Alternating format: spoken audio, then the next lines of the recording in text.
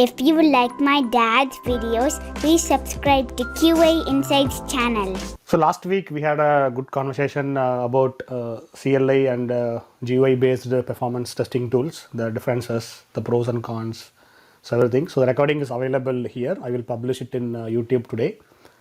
So this week we are going to talk about do's and don'ts while doing test scripting for performance. So that is our topic. So before we dive, so this week's sponsor is Redline 13. So if you want to perform high scale load testing, please check it out, redline13.com. Okay, so now let us dive into the topic, do's and don'ts in performance test scripting. So this, I have a couple of talking points and then we'll see where the discussion goes. And I hope the session will be useful as before. So I've been working in load runner, JMeter more than 10 to 12, 13 years ago started. And at the time I was solely into load runner ecosystem. So load runner, as you know, it uses C language. So load runner, they developed a custom version of tailored version of C language, and then they created the libraries, headers, everything for the performance testing. So whenever you start with the load runner like tools, particularly C based tools, if you don't like C, then everything will be overwhelming to you, because even for small things you need to write more lines to achieve something.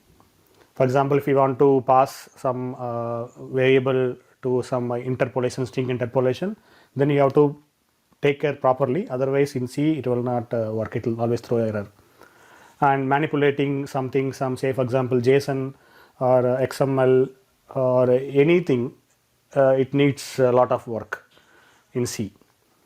And going through the C script itself, it will take some time, because as most of the engineers, they don't come from development background. So we might not know about how to name the variables, or how to write comments, and how to create something modular. So those things we lack in the beginning stage, but once you get some exposure to multiple projects, then you will start following the best practices. So when I started, again, I was like everyone, I was not following almost anything. I just focused on to make my script work for my application. So that was my focus. But later I learned more things, how to actually design the script, how to design the actions, how to modularize, how to bring something like a framework for your scripts and scenarios. So eventually I learned so many things, so I thought of sharing with the community.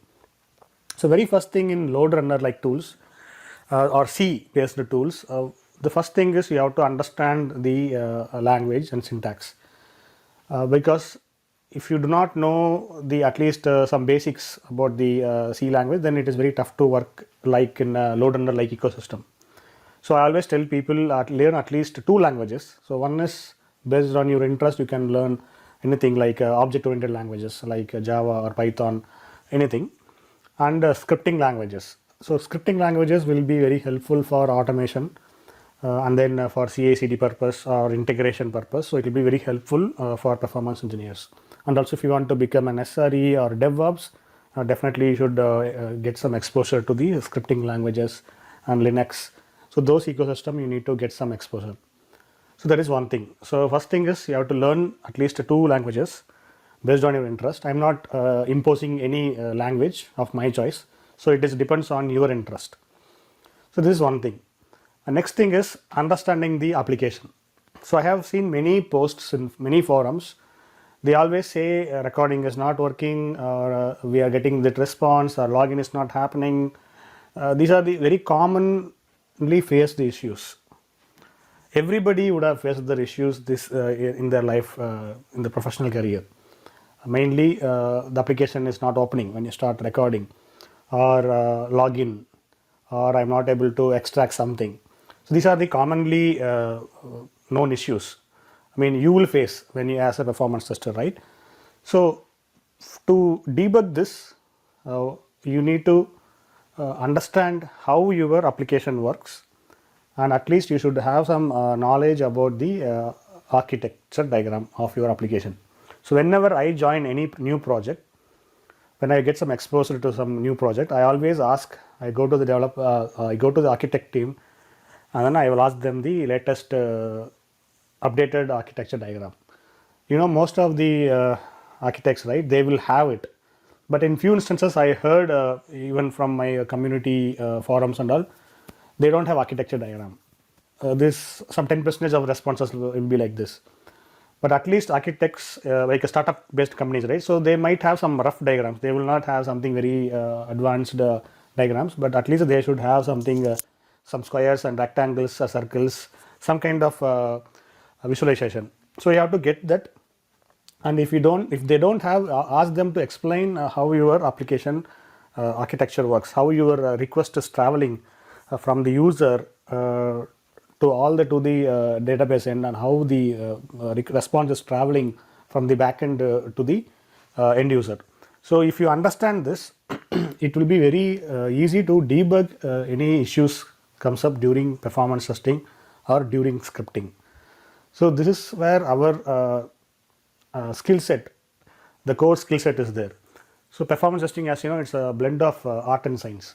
So you have to understand this semantics and the mechanics of the architecture, so that you can debug pretty quickly. Nowadays we have cloud native applications, so you have to get some understanding about the cloud and how where the component lies, how many instances are there, and what are the middleware, authentication layers, load balancers. Again, inside itself there will be some multiple load balancers will be there. So these things you have to understand so that you can easily debug if some issue happens. Because I have seen many applications, it will throw 200 in the response, but in the back end there might be some exception. We will not know unless we got some exposure to observability tools or monitoring tools to see the exception what's going on. Okay, so that topic is totally different since we are talking about test scripting. So why I brought this up is because during scripting you need to understand your application, how the application you are interacting, and how the response is coming, and what response you need to extract, so that you can handle that in your scripting process.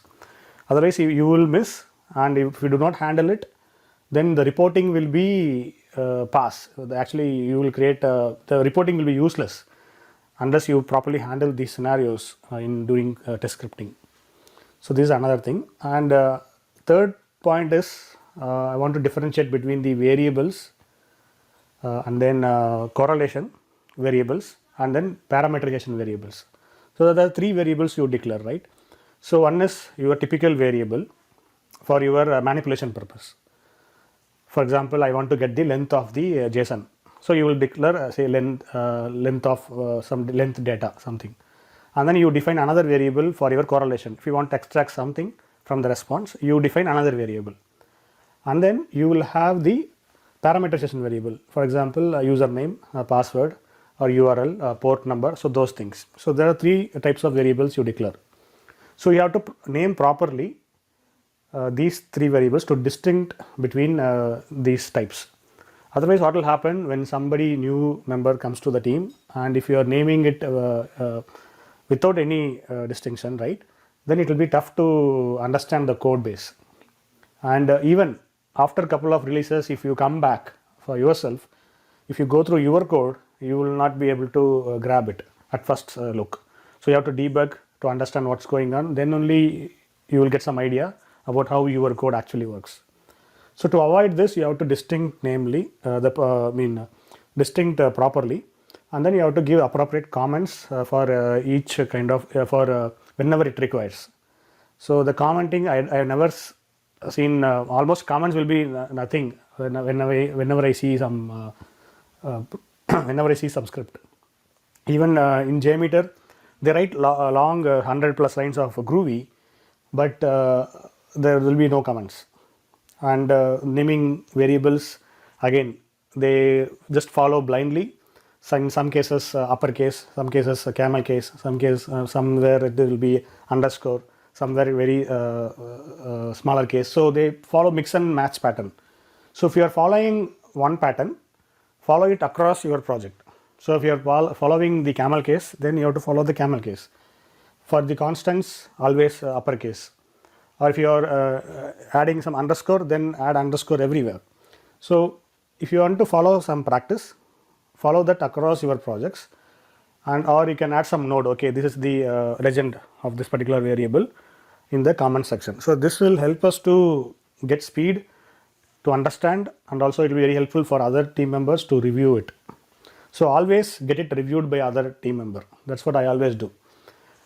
Whenever I write something, even small snippet, I give it to some other team member to see it and see any improvement can be made, or it can be done differently with less number of lines. So I have seen people less number of lines. Again, I don't fall for that.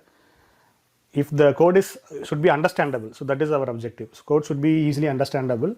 In Python like languages, right, everything can be done, most of the things can be done in one line, but I don't do that. I always do step by step, right? So these are the things you have to take care when it comes to variables and the style of writing. Okay. So any questions, guys, here? So Eldad, anything to add from your end till now? Yeah, well, you brought up a lot of points, and they're all very important. I'm sorry, I'm in the mid driving, but you brought up a lot of very important topics. First of all, you have to be familiar to the tools that you're using. This is so true, and I think it's very often overlooked, even by people who do know their tools very well. But this point seems to be so trivial that it's overlooked. And let me give you just one example, something that we talked about, I think, last week. Let's take Locust, for example. Locust is an asynchronous I/O based tool, and if you add blocking code, you're going to hang the entire application. So if you do that in the middle of a load test or performance test, that's it. You handle only one concurrent request every time, and that's not a real load test. That's nothing. It's just like a really bad functional test or acceptance test. It's no longer a load test at this point. So if you're not familiar to the frameworks that you work with, you're done. You don't get anything out of it. Particularly if you talk about C. Okay, so load runner, you need to know C code. You need to know what it means when you allocate new memory, and then you have to free that memory. Otherwise, you cause leaks.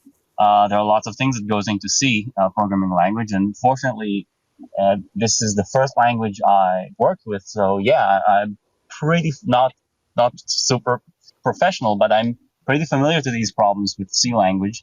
But yeah, you should know your tools, you should know your environment, you should know the application you run, your application under test. For example, you need to know if there are different components that you better not spin up in the load test, but you actually want to mock them. For example, authentication. Many businesses use a third party authentication like Okta or stuff like that. And you don't want to load Okta. It doesn't make any sense to do that. So you're going to mock it. So you have to be familiar to the different components of your software under test in order to test it. So you brought up a lot of important points like the consistency with your naming. So in Python, this is known as PEP8. PEP8 is styling, code styling, and I think every language has either official or unofficial code styling guidelines, so you better follow it because if it has been built up by the community, it has been built up for a reason. So I agree. It's all good points, and they're all very, very important, highly valid, and sometimes overlooked. Correct. Yeah, thank you, Eldad, for sharing your views. Yeah, drive safe. Probably once you reach your home, yeah, we can. I just reached my home. Oh, okay. Okay, sure. Yeah, sure. Thank you. Okay, so yeah, let us continue. So other next point I want to touch base is this think time, pacing, those aspects. So I have seen many scripts. What they do is they try to incorporate or they try to put some logic for the think time or pacing in a very complex way in the code itself. So basically, what I'm trying to say is they don't rely on the built-in feature of the tool. So instead, they will come up with their own manipulation and then they will just put it there. Actually, I have seen scripts like this, and after checking with the team whoever wrote, then the response I get is usually the requirement was like that, so that's why we added this complex think time, but it's not really required, because in the beginning stage it was there. Then once the application got evolved, we changed back. We forgot to change back to the constant think time or random think time. So this is again another mistake everybody will do. So when you get the application, new application, right? Again, it will not be very performant. You will have to add a lot of long think time between the requests or between the actions. And once the application gets the fixes eventually, the application will get back to some normal response mode. But again, you will have the think time of say 10 seconds or 15 seconds or 20 seconds, 30 seconds in your script. So that doesn't make any sense. And people blindly, they run the scripts and then they just present the results. And then they say we are not achieving the throughput, and we are not achieving the requests per second. So those things again they will bring up, and then somebody has to review it again, because when you grow your team the scripts, right, it will grow very complex. So it's not possible to review it immediately and get it fixed, because if you're working in enterprise application, enterprise ecosystem, again you will have a lot of scripts and it's very tough to maintain. So you have to take care. So that's why I follow some kind of a thumb rule. Okay, default say random between 5 to 10 seconds, or if it is a microservice, it will be think time will be very less. So based on your intuition, based on your application, periodically review the think time logic, and do not incorporate anything in the code itself, because again it's not possible to go through between the transactions what is the think time. You have to debug it, so it takes a lot of time to fix it. So rely on the built-in feature of the tools. So every tool has a built-in feature of timer, and I have seen again JMeter, they just put a thread.sleep. I don't see the purpose thread.sleep inside the Groovy script. Again, if it is, people always put some higher end. Say actually it's taking 5 seconds. They put some, just give some room, right? Headroom. They give 10 seconds. So that in that case, you will not be able to achieve whatever you are expecting. So always try to leverage the built-in feature of the tool instead of manipulating or writing your own complex stuffs. And I have seen some of the scripts, right? It will be very fancy. Fancy means they put a lot of logic in the script, so but nobody can understand really. I have seen one of the project where the image encoding, so image base 64, some encoding, decoding stuffs, and to upload the stuff. So really there should be some simpler way to do that. So instead they just copy and paste some code from Stack Overflow, and then they just put it, and it looks like nobody can understand what's going on, what the script will do, right? So these things are really not required. This can be optimized. So there could not be another way, but even the copy and pasted code, you have to just review it, debug it, and you have to optimize it. So whatever you see in Stack Overflow is not the solution for you. It might not be the right fit for you. Again, don't execute any command blindly whenever you copy and paste from Stack Overflow or some other forums. So you have to review it and you have to execute the command, because you do not know what the command will do. You will not know what harm it will bring up when you execute those commands. So you should be very, very careful. And if you are trying some command, try it in a separate box. So whenever I try to understand the command or the code. So if I'm not able to figure it out, I want to just run it. I immediately spin up a box, easy to go there and run it there, and then just terminate that box. That's it. So these are some of the things you can follow when it comes to scripting, debugging, and if you're not able to get something, you want to rely on help on some third-party sites. So you have to follow these things so that you'll be very safe, and it will expedite the process. So whatever you see something fancy doesn't mean it works well, right? So whenever I see something like 100 plus lines of code, I always try to put it in a separate file.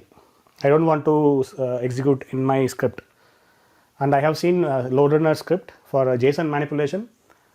Actually, we figure it out after the high load test. The actual C code is a bottleneck. Whatever whoever the person wrote, that was the bottleneck for our system. So it's not the application. It's the LG which is executing the C language under the very high load. It couldn't handle because it is not optimized. It's not peer reviewed. So those things will happen when you're working in a complex environment. So do not fall for the fancy script. Always write whatever you need in a optimized way so that your script will not be bottleneck for you. And always monitor whenever you're writing some intensive programs like say very high JSON manipulation. Recently I came across like say 10,000 sorry, not 10,000, actually 70,000 lines of JSON, right? So I was able to write this, but again I took a lot of time to optimize it, because again it's more than almost an 1 MB file, 1.1 MB file. So whenever you execute something like say 10,000 threads or 100,000 threads, then you need this capacity to handle in your LGs. So that's why I put a lot of effort to optimize, get it peer reviewed. So those are things you can follow when it comes to scripting. Okay. So any questions, guys? So those who joined new, please raise your hand so that I can admit to the stage. And if you have any points you want to share, please raise your hand so that we can discuss that. Okay. Okay. So next point is the debugging. So debugging again, it's one of the critical task you will do whenever you write something for your performance testing. And most of the load runner gives you excellent IDE for debugging purpose, where you can add the breakpoint, you can manipulate some variables, watch window. So typical C ecosystem, you get it in load runner. So debug points. So there are whenever you add some debug points, it will help you to understand the current status of your variable, or you can change the variable and then you can just try it out what's going on eventually in the scripts. So those things are well and good. But tools like JMeter, again debugging, it's not very user friendly. So in that case, you have to rely on something like a debug sampler or debug post processor. So you have to rely on the debug elements. So again, I have seen people, they will add debug samplers wherever they want, and then they don't remove it or they don't disable it. So again, whenever you run for your load test, you have to review it, the load test script, actual load test script, and then disable or remove the unnecessary elements. Or you can, if you want to debug something very user friendly, I think BlazeMeter has a plugin, BlazeMeter debugger. So that is I recently used. Usually I don't use BlazeMeter stuffs because of the restrictions and all. I rely on debug sampler, but in my personal machine I have the debugger. So debugger, again, it will give you the start, and then you can go step by step and see the response. So those things they have done neatly. So you can, if you have the ability to install the debugger, you can definitely try the debugger. So it's very helpful for to debug your scripts. And tools like again Locust and all, again IDE. So whatever IDE you are using, so you will get the debugging features like IntelliJ or PyCharm, PyCharm or Visual Studio Code. So those things will be very helpful. So these are the things you have to do during debugging. Again, whenever you add some debugging points, remove it, and then remove all the print statements, log.info statements. You don't really need, and yeah, these all things will it's a blocker for you. So you have to take care of this during debugging. So any questions, guys, here? Not a question, but more of a comment. Yes. Across the automation realm, it's true in functional testing and other automated tests, debugging could be a problem. It could be very difficult because the moment you debug your script, you added delays. You added waiting times and that could be very different from the actual runtime when there is no delays when everything just flows. Let's take a very obvious example. That if you do UI testing like Selenium, so this breakpoint when you stop the code and the browser keeps on running, you artificially seem to fix the problem. So you get this voodoo that when you debug your code, it works very well, but when it's running, it's kind of flaky. So this is one thing you're going to always have to take into account, that debugging kind of mess up your timing. And it's really something to keep in mind every time you do that. Yes, Eldar. Yeah, the browser debugging, yes, it's kind of very flaky as you mentioned, because recently I did some Selenium automation. Again, whenever I run the debugging mode, it will work fine, but in the fast mode, it will just crash sometimes, or it will not handle that delay. So again, we have to spend some time to fix that. So that was issue was there. Yeah, Mainly, in performance testing, the problem is that, well, I hope you don't debug multiple users, but sometimes you have to because it happens. And debugging a concurrent application is extremely difficult. Because yeah, imagine you have the same code running on two concurrent threads, or well, with asynchronous I/O, it's a little bit easier because it is sequential. But when it's threads, like in JMeter, then the same sample of code runs twice on two different replicas, and then in one replica it's line number 5, in the other it's line number 10, and it's kind of very difficult to debug this. but in load runner, again, you can easily debug the multi view users. Yeah, because it's very ID-like. So controller also has that feature. Even performance center also, you can see what's going on for each view user. But if you're running some 10,000 or 1 lakh or 10K right now, again, you have to navigate to the right view user, which view user is failing. Again, it's very tough. But we can do. Difficult. We can do the each view user debugging. Yeah. So anybody has seen the new load runner advertisement in YouTube? Have you seen that? No, I didn't see that. I haven't seen that. Okay, it looks like Hollywood animations they have done. Oh, of course. Well, it's like the video games, in the commercial it looks one thing. Not the video games, the mobile games, the mobile app games. Correct. It looks one thing in in the commercial, it looks like a whole-fledged war going on. But then when you go to the actual game, it's kind of like two cartoon tanks firing it. Well, it's not a very nice thing to say these days. The thoughts of war and everything that happens, but commercials are one thing, and the actual application is another. I do want to go back to what you talked about in respect for capture and replay automations. Mm-hmm. And this is something that we do see across the board of automation. And it's not just stories, but it's also being very well subjected to empirical studies. So if you look at the empirical software engineering, you see that capture and replay is very cost ineffective in the long run compared to scripting. So when you start running the automation again and again and again in a continuous delivery style, capture and replay tends to be very tedious and very costly in terms of maintenance, that it really outweighs the benefits in many cases. So return on investment, and it's actually measured in dollars. That's why this research is actually a good one, because it is measured in dollars. The scripting is more has a higher return on investment than does capture and replay. Correct. Yes. Correct. That's correct. So the capture and replay, I mean, it's there in automation, it's there in performance, so it's there almost in all the fashions. So which tool you, from your experience, you say that is very user friendly, we can easily done things?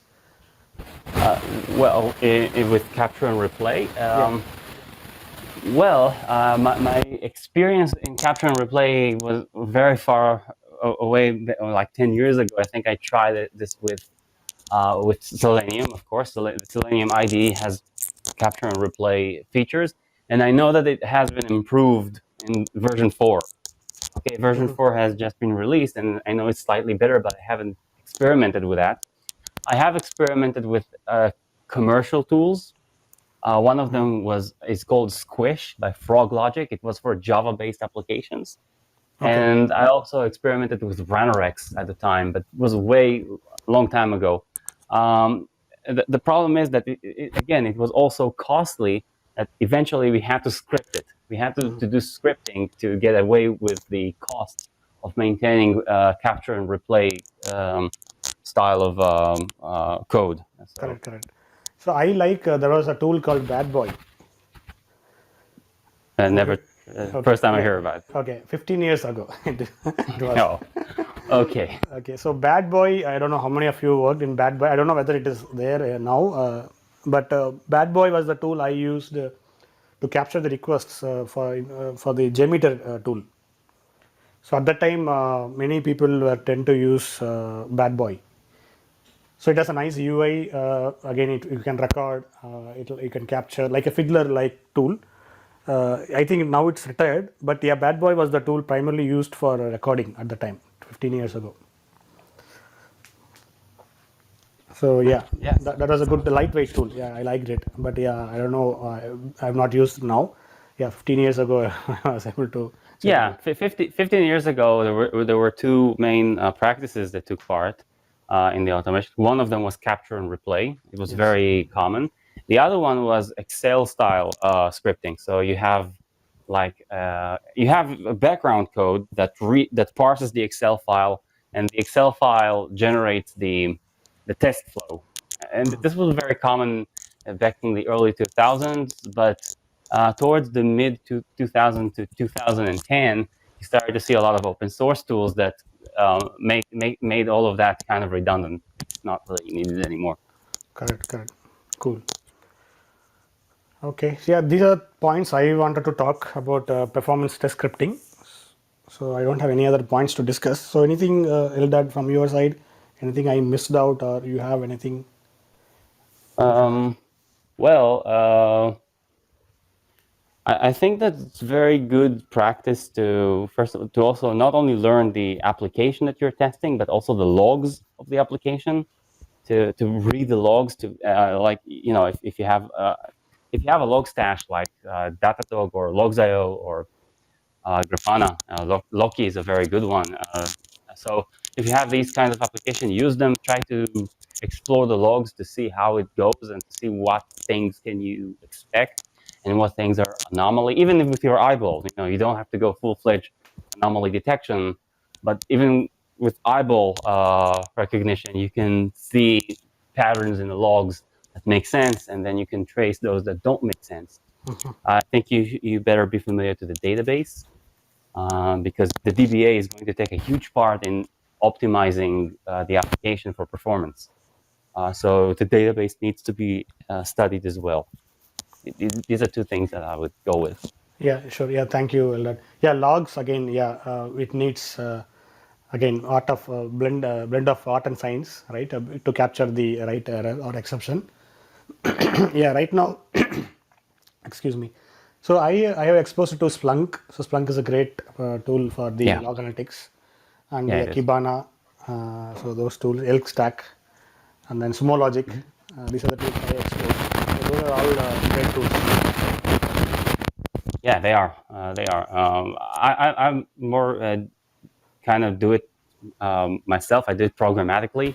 I pull. Redline 13 is an example where I can pull logs from the load test itself, so from the fake clients, and then I can match that up with logs from the server, and then I can create matrices. So this is something I really like to do because it kind of gives me a costumed, a custom matrices to know what happened. For example, let's say I have a global accelerator, the AWS global accelerator, and I expect every request that came out of Europe, so the EU, would be handled in Europe.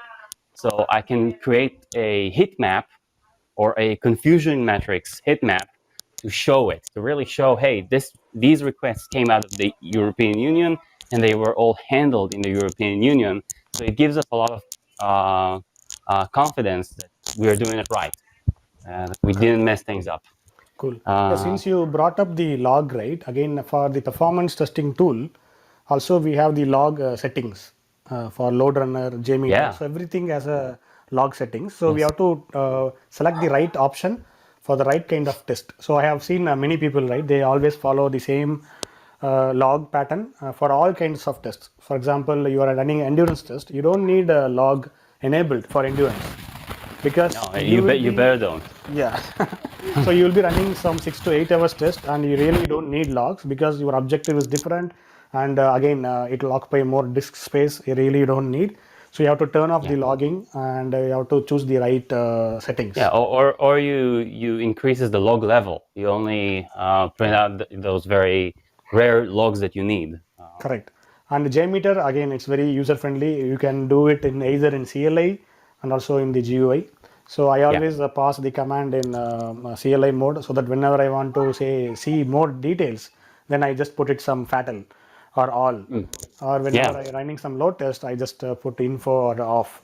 So this will save a lot of space disks level. So you don't need a lot of information. Well, with Red Hat 13, it's pretty easy for me to get more disk space if I need, but it's money that you don't want to spend or Correct. don't always want to spend. Correct. Cool. Yeah, that's it, guys. From my side, I hope this session is useful. I thought many people will join, but yeah, people are busy. We are getting some question. Let me admit Maha.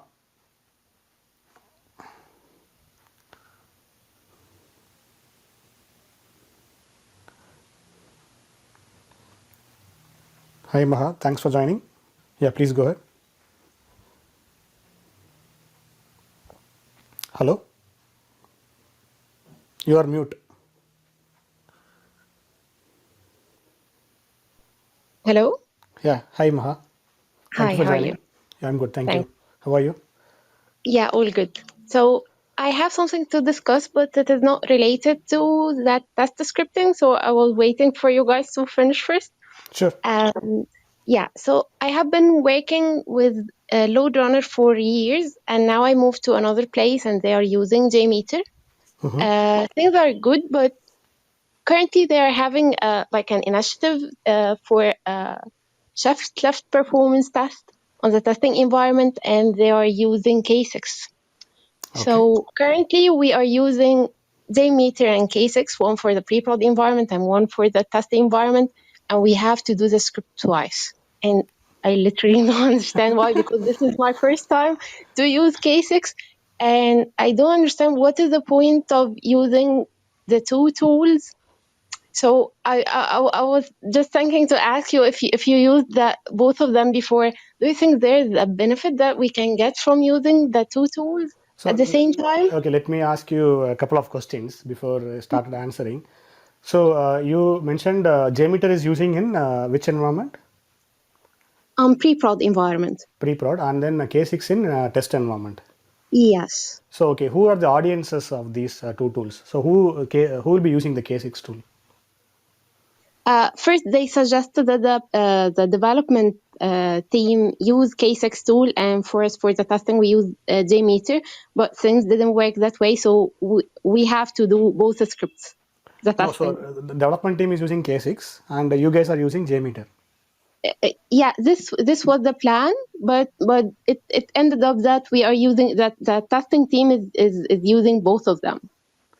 Okay, so they use for the same scenario. They're using Yes. same scripts. Okay, same Yes, tools. so we are doing the same script twice. One that goes for the integration with the pipeline, and the other one with JMeter that we use on the pre-prod environment. I think your project is heavily budgeted. They didn't find a way to spend money, so that's why they're investing in these two tools, I really two don't know, teams. and because this is my first time to use K6, I don't know if I don't know if it's really worth that we can spend time like in doing the script twice. I don't know, I didn't see anything right now. I just joined like 2 months ago, but I didn't see any benefit from using the two tools. That's why I thought maybe you guys, if you used both of them before, that you have some something in your Got it. mind that you can share with me. See, K6 is more like a developer tool, but doesn't mean that only developers can use it. Even testing team also can leverage K6 and the features. So that is one thing. But JMeter, again, it's more like a testing tool, But again, I have seen developers also using JMeter. So it's like a mix and match. So we cannot put some bucket, the audience for each tools. So that is one thing. And I really do not see the benefit of using two tools, of using the two tools for the same project, for the same endpoints you are testing, for the same load, because one tool is again, you'll be good with one tool, that I'm sure, Exactly. that I'm Yeah. honest. But again, I do not know about your project, your endpoints, your workload model. I'm just giving some abstract answer for you. So using one tool, you can achieve, you can reach your objective. But I'm guessing why they are using two tools is because of the, I think they are comfortable in one tool. They don't want to move to another tool. So development team sticks to K6. And since the JMeter or testing team is not comfortable with CLI tool, like K6 only CLI based tool, right? So they are using JMeter. So you tell me how complex the project is. So you're just testing some endpoints or a UI application or what it is? Yeah, it's just a normal web application that we record the most important APIs. It is not even that complex. Okay, that's why they're using two tools. If the application is getting complex, endpoints, like say 1,000 endpoints you are testing, then the two testing effort is really, it's a duplication basically. Hmm. So when your test suite grows complex, I think they drop one tool. Maybe I hope I just wanted to ask someone else if they have like if they saw that there's another benefit from using K6 over JMeter. That's why I wanted to ask you, but because Okay, I don't think this is needed. It's just a waste of effort. got it. So Eldad, do you have any inputs from your side for this question? Yeah, I first of all, I totally agree that there is absolutely no need for two tools. One tool is good enough, and if you want to get the developers on your side, so ask them how would they feel if they would have to implement the entire code base in two different languages. So let's say the backend team, they develop in Java. So tell them, hey, how would you feel if you're going to have to develop this in both Java and, I don't know, Golang? It would be ridiculous. It would make no sense. So try Yeah. to get them on your side with this. Let's just one tool. Now this one assumes that you are the one who's going to maintain the both code bases. If Yes. you have two code bases that are maintained by two different teams, and these are kind of, that's one thing. But if it all falls on your shoulders, then try to get them on your side with it. Tell them, hey, how would you feel if you're gonna have to maintain two code bases that do exactly the same thing? Yeah, you have to Right? put it I polite think, way. I mean, do not ask. yeah, Yeah. yeah. But that's one thing. Now, as to advantage for JMeter, I think that's really the discussion we had last week about CLI tools versus GUI tools. And I think that K6 has the advantage in source control. I think it has a better integration with source control tools. JMeter does not have any of this, and the JMX is a kind of an XML format, so it's very difficult to see the diffs in such a format. It's not totally difficult, but it is more difficult as compared to actual code. There are arguments that K6 is more performant, so you could more easily simulate higher loads because JMeter is thread based and K6 is JavaScript asynchronous IO based stuff, so it's more resource friendly. So there are advantages here. Um, but JMeter again is a legacy. It has been tested for a long time, and I think that it depends on the kind of field that you work in. In many highly regulated areas, test on JMeter because it's more heavily used and more heavily tested. So that would be the back and forth. Really up to you what you prefer. If you feel comfortable with JavaScript, which I don't, I'm not comfortable with JavaScript at all. But if you're comfortable with JavaScript and you find K6 to be good for you and you trust the tool, so use it. Of course, if you are more comfortable with Java-like things and Groovy, I think that you go with JMeter. It's really up to you. Yeah. I Thank you, mean, Eldad. both Yeah. are the same for me. I'm used to load runner, so both are the same for me. It doesn't matter which tool will be used. I was just trying to see is there really a point from using the two tools or not? So No, and you guys, again, it really depends on the organization itself. If there are really, I don't know, like highly strict organizational requirements, maybe it is. But in a core essence, in an abstract way, as Naveen put it, there is no reason to use two tools to do the same thing. okay, and in terms of the part that is related to the integration with the pipeline, does it I mean, is there any difference between using the two tools? Not much. I mean, is No, K6 easier? no, I mean, it gels with both the tools gels with CI/CD pipeline. Yeah. Mm-hmm. Yeah, I don't see Okay. any differences between CLI. Yeah, nowadays CI/CD features all the tool supports. Yeah, you don't see any issues. You'll not be seeing any issues for in that area. Yeah. Mm-hmm. Okay. I think the bottom line is you can use either tools, but you better use only one tool. That's, I think, the bottom line. Yeah. Mm-hmm. Okay. Thanks for your time. Yeah. I'm sorry for interrupting you and asking for a No, different that's topic, totally but fine, Maha. Thank you. I'm glad we are helpful to you. Yeah. thanks a lot. So thank you guys for joining. So this recording will be available in YouTube as well as Clubhouse app. So please check it out. Also check it out Redline 13 for high scale load testing. So it's a wonderful tool for very high scale load testing for JMeter. So that's it, guys. So from my side, yeah, please stay safe and yeah, have a good weekend. Thank you, Eldad. Thank you, everyone, for joining. Sure. If you like my dad's videos, please subscribe to QA Insights channel.